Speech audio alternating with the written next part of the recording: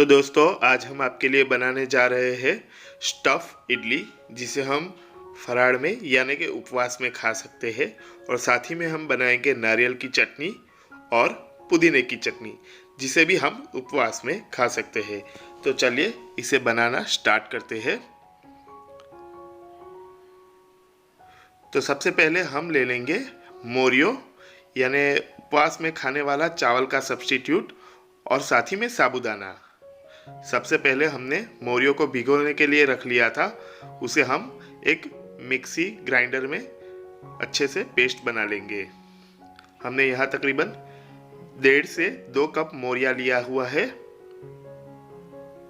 और साथ में हम साबूदाना भी ले लेंगे।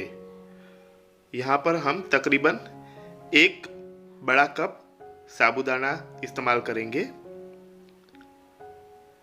जिसे हमने पहले से भिगोने के लिए रख दिया था।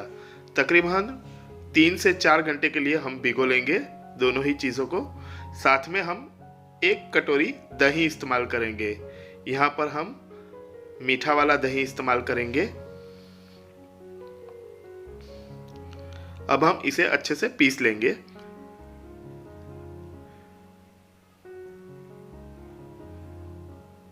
तो हमारा बैटर बनके तैयार है। अब हम थोड़ी देर के लिए इसे फर्मेंट होने के लिए छोड़ देंगे। हम इसे एक बाउल में निकाल लेंगे। देखिए, हमें बर्तन बड़ा वाला लेना है, क्योंकि बाद में ये राइस होगा। थोड़ा सा नमक डाल देंगे। नमक आप अपने स्वाद अनुसार कम ज़्यादा कर सकते हैं। हमने यहाँ पर तकरीबन 3 टीस्पून नमक डाला है। अब हम इसे अच्छे से मिक्स कर लेंगे।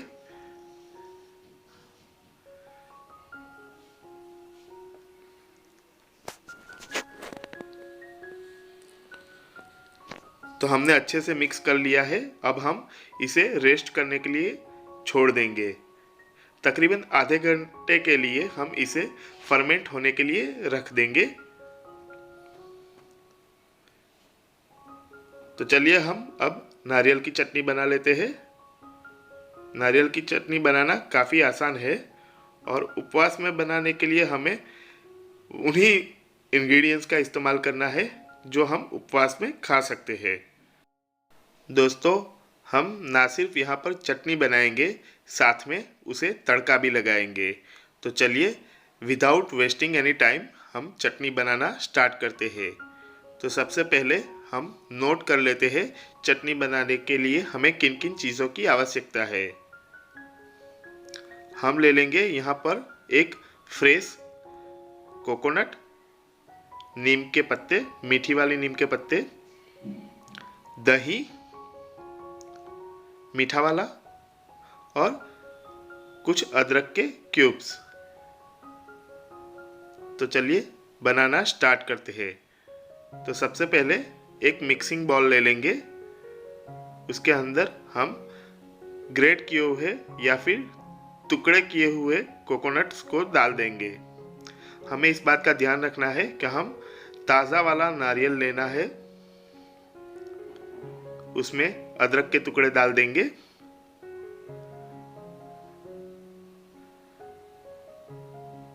तीन चम्मच जितना दही लेंगे।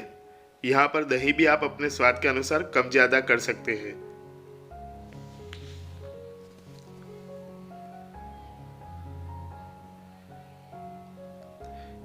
नमक डाल देना है। देखिए, ये उपवास में खाने वाला नमक है, इसे हम सिंधव नमक कहते हैं। नमक स्वाद के अनुसार। अब हम इसे ढककर अच्छे से पेस्ट बना लेंगे। तो लीजिए, हमारी चटनी बनके तैयार है।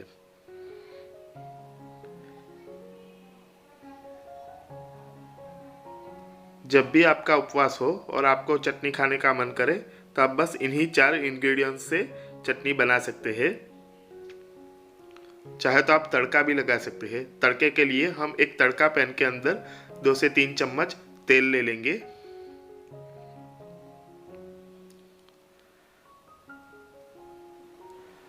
जैसे ही तेल गर्म होता है, हम उसमें जीरा डाल देंगे। जैसे ही जीरा फ्लटर करना स्टार्ट करे, हम उसके अंदर कड़ी पत्ता यानी मीठा वाला नीम का पत्ता डाल देंगे।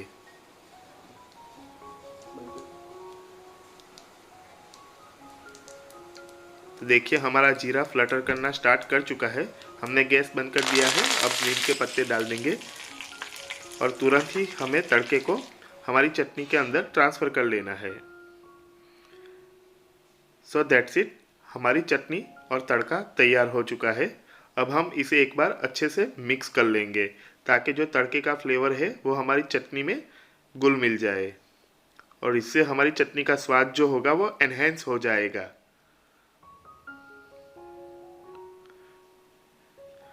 तो है ना लाजवाब दोस्तों, अगर आपने अभी तक हमारी चैनल को सब्सक्राइब नहीं किया है तो प्लीज़ हमारी चैनल को सब्सक्राइब कर लीजिए ताकि जो हमारे वीडियोस आने वाले हैं उसकी नोटिफिकेशन आपको सबसे पहले मिले।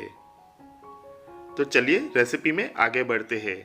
देखिए ये चटनी हमने पर्टिकुलर इडली के लिए बनाई है।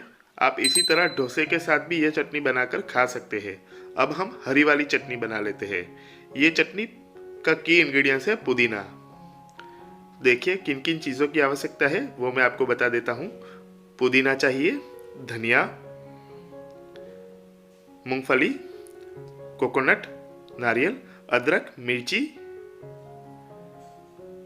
और कुछ एसेंशियल्स।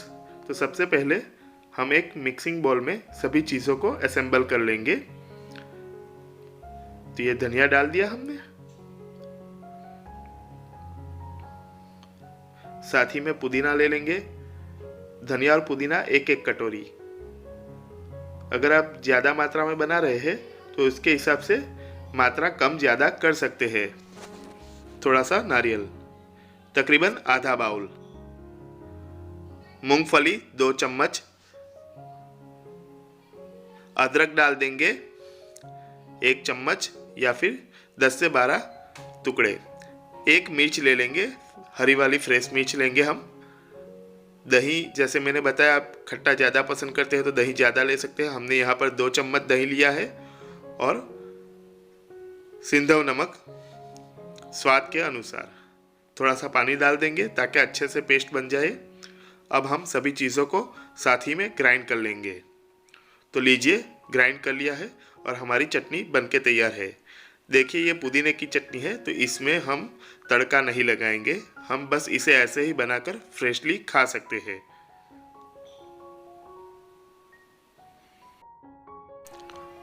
तो दोस्तों है ना कमाल की हमारी चटनी। तो आप भी इसे घर पे बना के ट्राई कीजिए और आपका एक्सपीरियंस हमारे साथ शेयर कीजिए।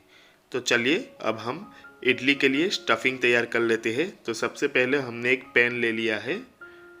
तो पैन को हीटअप कर लेंगे और साथ ही में थोड़ा सा तेल ले लेंगे।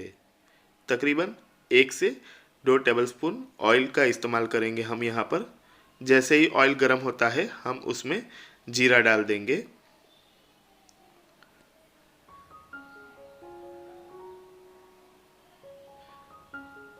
एक बार चला लेंगे।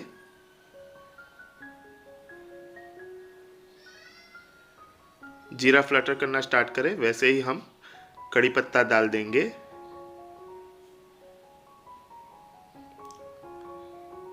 थोड़ी सी हरी मिर्च जिसे हमने फ्रेशली कूट लिया है उसे डाल देंगे। देखिए यहाँ पर सारे जो इंग्रेडिएंट्स है वो हमें फ्रेश ही इस्तेमाल करने हैं। हमने पोटैटो को मैश कर लिया था उसे हम डाल देंगे यहाँ पर। इसे हमने छोटे छोटे टुकड़ों में काट लिया है। थोड़ा सा हल्दी पाउडर,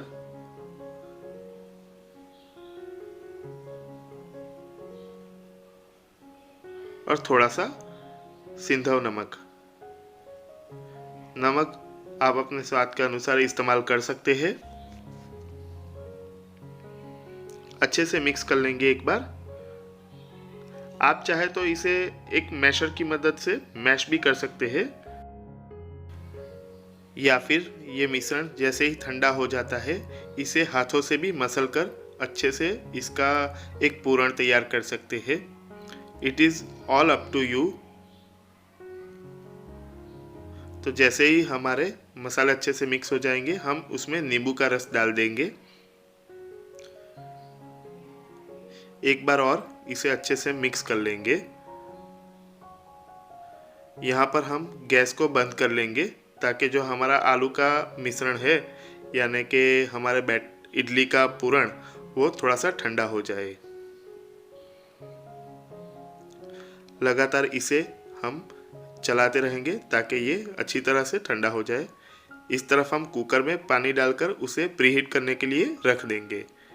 इस तरह से हमने पूरण को अच्छे से मसलकर उसकी टिक्कियाँ तैयार कर लेनी है।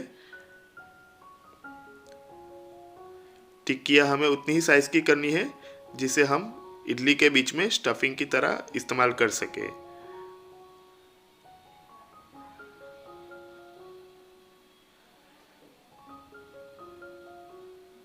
तो इस तरह से हम गोले तैयार करके उसे पाम के बीच में दबाकर उसकी टिक्कियाँ बना लेंगे।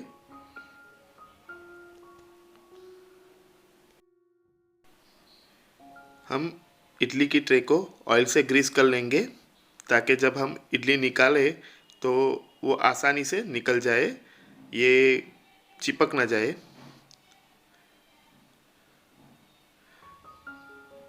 इसी तरह किसी भी सिलिकॉन स्पून या फिर हाथों से आप उसे अच्छे से फैला सकते हैं। तो हमारी ट्रे ग्रीस हो चुकी है। तो आइए हम धीरे धीरे करके सभी होल्स में बैटर डाल देंगे। हम एक साथ में पूरा बैटर नहीं डालेंगे, अभी सभी सेल्स को आधी आधी भरेंगे ताकि हम बीच में स्टफिंग रख सके और फिर ऊपर से थोड़ा सा बैटर डाल के उसे कवर कर लेंगे।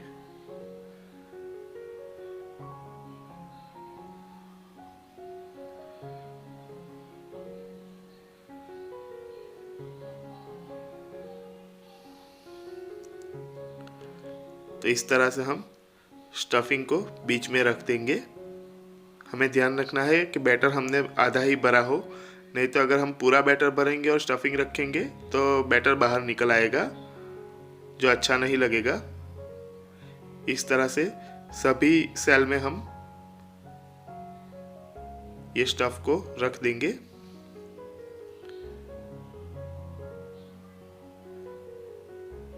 आप चाहे तो एक साथ में 3 ट्रे भी रख सकते हैं। अब हम थोड़ा सा बैटर ऊपर भी डाल देंगे ताकि ये जो स्टफिंग है उसे अच्छे से कवर कर सके।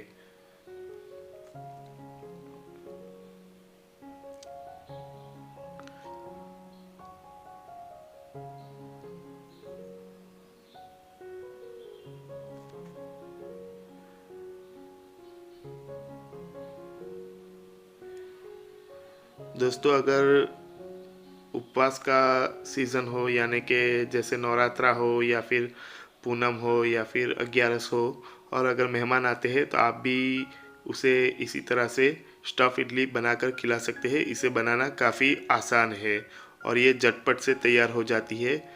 ना ही इसके लिए हमें ओवरनाइट फर्मेंटेशन की ज़रूरत है, बस 3 से 4 घंटे में ये रेडी हो जाता है। हमें स्टीम कर लेना है इडली को। 15 मिनट के लिए हमने स्टीम करने के लिए रख दिया था और देखिए हमारी इडली काफ़ी अच्छे से बन चुकी है और कुछ कुछ इडली तो कॉर्नर से खुल भी चुकी है। तो इसे निकालना भी काफ़ी आसान रहेगा। इसी तरह से किसी चिमटे की मदद से आप इसे बाहर निकाल लीजिए और स्पून की सहायता से इसे ट्रे से अलग कर लीजिए। अगर हमने अच्छे से ग्रीसिंग किया होगा तो इस तरह से साइड से खुलकर बाहर आना शुरू कर दिया होगा इडलियों ने, तो इसे निकालना भी काफ़ी आसान होगा। तो आप भी इसी तरह से नाइफ़ या स्पून की मदद से इस तरह से इडली को अलग कर सकते हैं।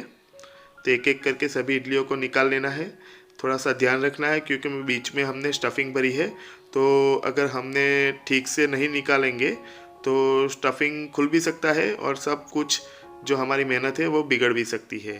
तो आपको इस बात का ध्यान रखना है, थोड़ा धीरे से और इत्मीनान से काम कीजिएगा, तो जो हमने मेहनत की है उस पर हमारा असर रहेगा। ठीक है, तो दोस्तों इसी तरह से आप भी सभी इडलियों को निकाल सकते हैं।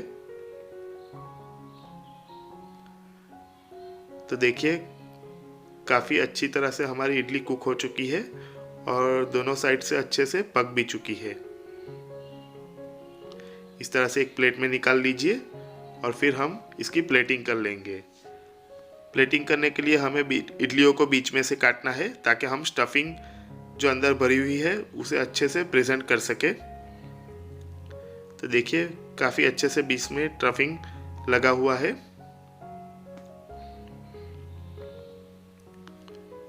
देखिए कितनी प्यारी लग रही है हमारी इडलियाँ। तो इस तरह से आप प्लेट कर सकते हैं चटनी और इडलियों को साथ में। तो दोस्तों आप भी इसे घर पे ट्राई कीजिए और हमारी वीडियो को ज़्यादा से ज़्यादा शेयर कीजिए।